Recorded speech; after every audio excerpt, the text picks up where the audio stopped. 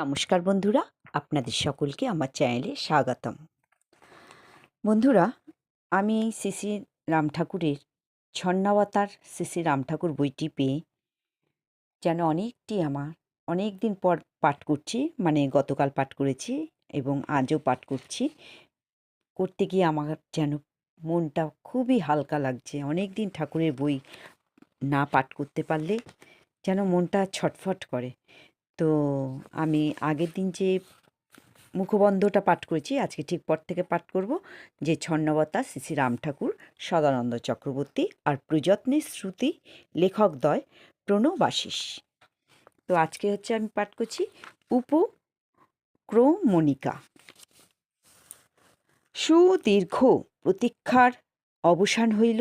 সহকর্মী গুরুভাই বন্ধু আশিস সেন জানাইল তাহার নাম। আশিস তাহার আত্মীয়া দিদিদের কাছে শ্রী শ্রী ঠাকুরের সহকর্মী পার্শ্বচর একজন মহাজন ব্যক্তির নাম, এবং তিনি যে অঞ্চলে বাস করেন তাহার নাম শুনিয়াছেন মাত্র। ঠিকানা তাহারও জানা হয় নাই। মনে মনে চঞ্চল হইয়া উঠিলাম। বহুদিন ধরিয়া শ্রী রাম ঠাকুরের সহকর্মী কোনো পার্শ্বচরের সহিত পরিচয়ের অপেক্ষায় আছি। উদ্দেশ্য শ্রী গুরু শ্রী শ্রী রাম ঠাকুরের নিকট জীবের পরম ধন শ্রীনাম মহামন্ত্র গ্রহণের সৌভাগ্য হইয়াছিল সেই বাল্যবয়সে নোয়াখালী জেলার চৌমুনিতে। শ্রী শ্রী ঠাকুরের কাছে নাম পাওয়া হইয়াছে।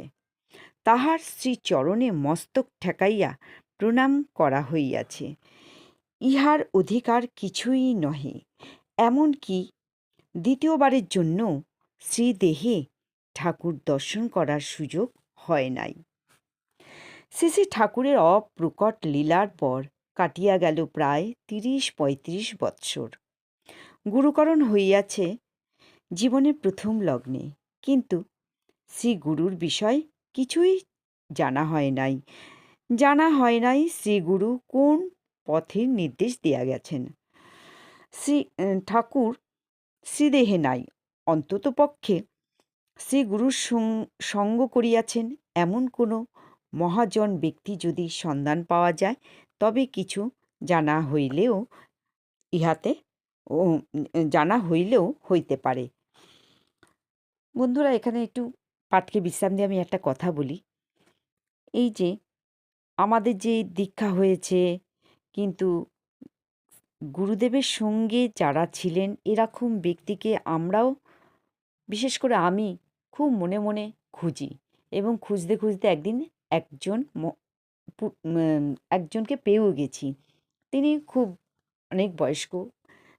তার কাছে জানতে চাইলাম, এক জায়গায় আলোচনা সভায় তিনি এসেছিলেন। এক জায়গায় জানতে চাইলাম যে আপনি আমাদের গুরুদেবকে শ্রীদেহে দেখেছিলেন? তখন তিনি বললেন যে হ্যাঁ, দেখেছিলেন, এবং তখন তার বয়স ছিল ৯-১০ বছর। এবং সেই দিন থেকে আমিও খুব শান্তি পেলাম যে আমাদের গুরুদেবকে শ্রীদেহে যে দেখেছেন তাকে আমি পায়ে হাত দিয়ে প্রণাম করতে পেরেছি। তো বন্ধুরা, আমি ঠিক পর থেকে পাঠ করছি। কিন্তু কোথায় এবং কেমন করিয়া পাওয়া যাইবে এমন মহাজনের সন্ধান?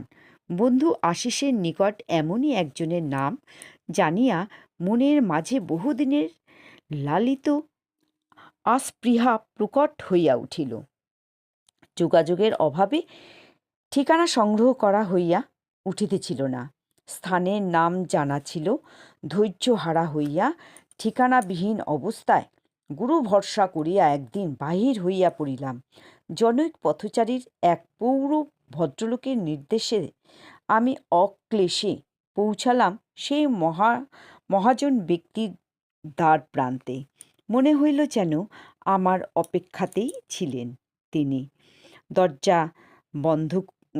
বন্ধ দরজা খুলিয়া তিনি দাঁড়াইতেই তৎক্ষণাৎ উপস্থিত হওয়া আমাকে দণ্ডায়মান অবস্থায় দেখিতে পাইয়া করজোড়ে স্মিত হাসিতে জিজ্ঞাসা করিলেন, কাকে চান?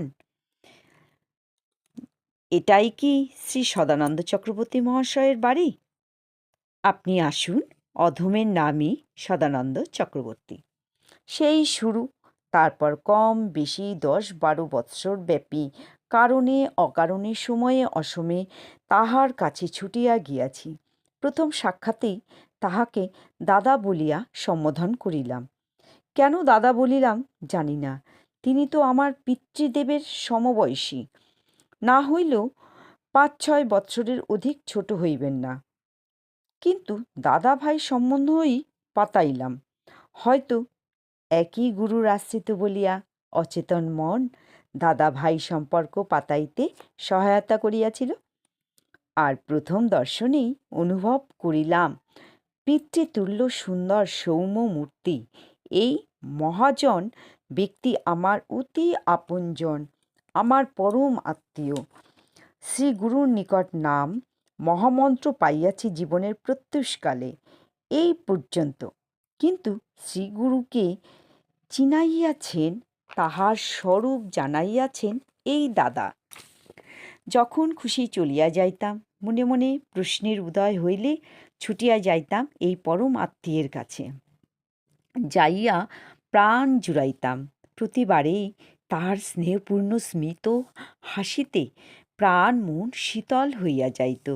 প্রিয় পাঠকবৃন্দের নিকট করজোড়ে ক্ষমা ভিক্ষা চাহিতেছি, কারণ তাহারা শ্রী ঠাকুরের কথা শুনিতে বসিয়াছেন।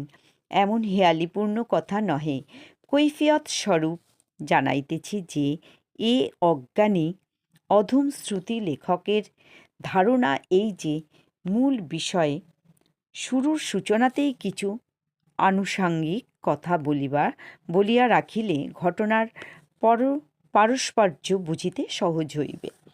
সে যাহাই হোক, এই মহাজন ব্যক্তির সংস্পর্শে আসিয়া সামান্য কয়েক বৎসরের অনুভব করিয়াছি একমাত্র শ্রী গুরু শ্রী রাম ঠাকুরকে তিনি আজীবন অনুসরণ করিয়া গিয়াছেন। রাম ঠাকুর ব্যতীত তাহার জীবনে কোনো অস্তিত্বই খুঁজিয়া পাই নাই। তাহার ধ্যানে জ্ঞানে এবং সমগ্র অনুপরমাণুতে রাম ঠাকুর যেন মিশিয়া গিয়াছেন। দিনমানের সকল কাজের মাঝে, সকল কথার মাঝে তাহার রাম ঠাকুরের কথাই আসিয়া যাইত। বাস্তবে স্ত্রী, ভ্রাতা, ভাতৃবধূ এবং ভ্রাতৃপুত্রদের লইয়া তাহার আপন সংসার হইলেও শুধুমাত্র ঠাকুরের আশ্রিতই নহে, ঈশ্বর সন্ধানী অপর কেহ তাহার গৃহে আসিলে তাহাকেও সংসারের একজন মনে করিতেন তিনি। এ এক বিশেষ বৈশিষ্ট্য ছিল তাহার। এই মহাজনের আর একটি বিষয়ে অবদান এই যে তিনি জীবনের শেষের দিনগুলিতে পশ্চিমী দেশে অনামী অখ্যাত স্থানে লোকের দ্বারে দ্বারে ঘুরিয়া শ্রী গুরু শ্রী রাম ঠাকুরের কথা, সতী ধর্মের কথা নিরলসভাবে তাহাদের শুনাইয়াছেন। যাহাদের কাছে রাম ঠাকুর ছিলেন সম্পূর্ণ অজ্ঞাত অপরিচিত, সেই তাহারা এই মহাজনের নিকট প্রথম ঠাকুরের কথা শুনিয়াই ক্ষান্ত হন নাই, বরং স্বতঃস্ফূর্তভাবে তাহারা শ্রী ঠাকুরের শ্রীচরণ বন্দনায় নিজেদের প্রাণ সমর্পণ করিয়া আত্মোন্নতির পথে অগ্রসর হইতেছেন।